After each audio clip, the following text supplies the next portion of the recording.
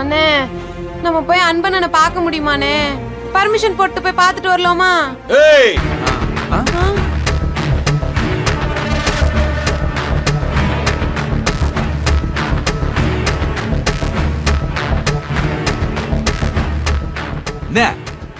நானும் பாத்துக்கிட்டே இருக்கேன். 1 மணி நேரமா இந்த லைன்ல ஒரு மிஷின் கூட ஓடல. எல்லாம் வெட்டியா நின்னு கதை பேசிட்டு இருக்கீங்க. இதுல உங்களுக்கு பெர்மிஷன் வேற வேணுமா? அவனே கொலைய பண்ணிட்டு உள்ள போயிருக்கான். என்னமோ சுதந்திர போராட்ட தியாகி மாதிரி அவனை தூக்கி வச்சு பேசிட்டு இருக்கீங்க. பெரிய யோகியனா அவன்? சார் நீங்க சொன்னாலும் சொல்லலனாலும் அன்பு யோகியம் தான் சார். அவனுக்கு சர்டிபிகேட் கொடுக்க ஃபர்ஸ்ட் உங்களுக்கு தகுதி இருக்கான்னு பாருங்க. ஏய் வார்த்தை எல்லாம் மீறி போச்சு. அப்புறம் இந்த கருணாகரன் எல்லாம் மீறி போவான். நீங்க ஏற்கனவே எல்லாம் மீறினதுனால தான் சார் நான் அப்படி பேசினேன். சார் அன்பு நம்ம கூட வேலை பாக்குற பையன். அவன் எப்படிப்பட்டவன் இங்க இருக்கிற எல்லாருக்குமே தெரியும். அவன் எந்த தப்பு செஞ்சிருக்க மாட்டான் சார். ஆமா, நீ பெரிய சுப்ரீம் கோர்ட் ஜட்ஜ் தீர்ப்பு கொடுக்கற பாரு. உன் தீர்ப்பை கேட்டுட்டு அப்படியே அவனை வெளியில விட்டுற போறாங்கல்ல?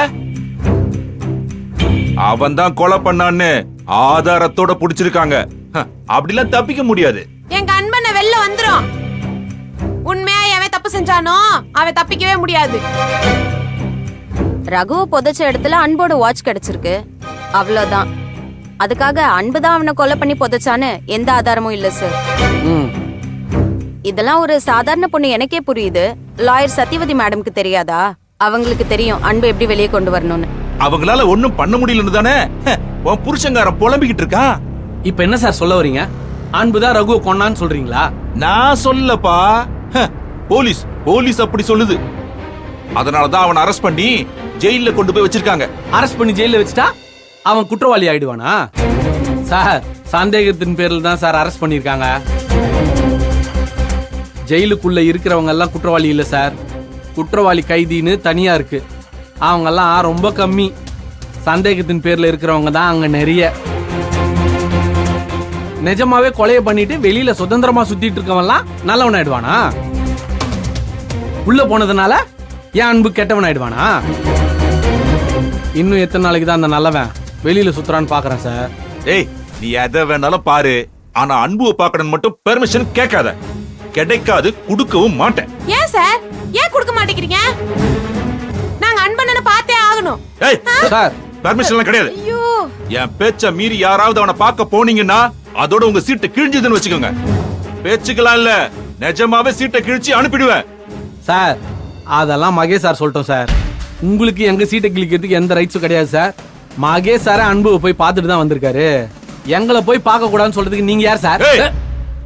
மகேஷ் சார் போறாருன்னா கம்பெனி வச்சுமா போவாரு. அன்பு மட்டும் இல்ல, ரகுவும் இதே கம்பெனில வேலை பார்த்தவன் தான். கூட வேலை பார்த்தவனையே கொலை பண்ணிட்டு கம்பெனி பேரையே கெடுத்திருக்கான்.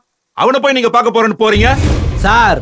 ஏய் தில்லை சார், பார்வதி மேடம் வரைக்கும் எல்லாரும் செம்ம கோவத்துல இருக்காங்க. அந்த அன்பு ஆனந்தியும் இங்க திரும்ப வேலைக்கு வருவாங்களான்னு கூட தெரியாது.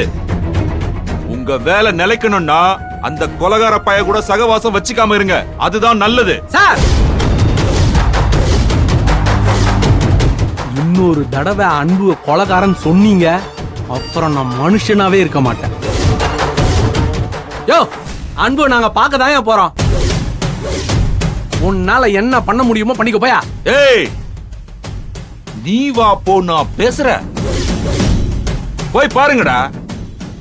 மொத்தமா அவங்க எல்லாரையும் கூண்டோட சீட்டை கிழிச்சு அனுப்பிச்சிடுறேன். அப்ப தெரியும்டா இந்த கருணாகரன் யாருன்னு. கருணாகரன்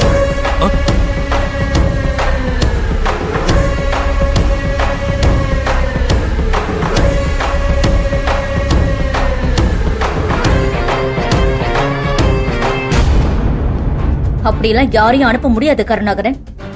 இவங்க அன்புவை போய் பார்க்க கூடாதுன்னு எந்த ரெஸ்ட்ரிக்ஷனும் கம்பெனி போடல.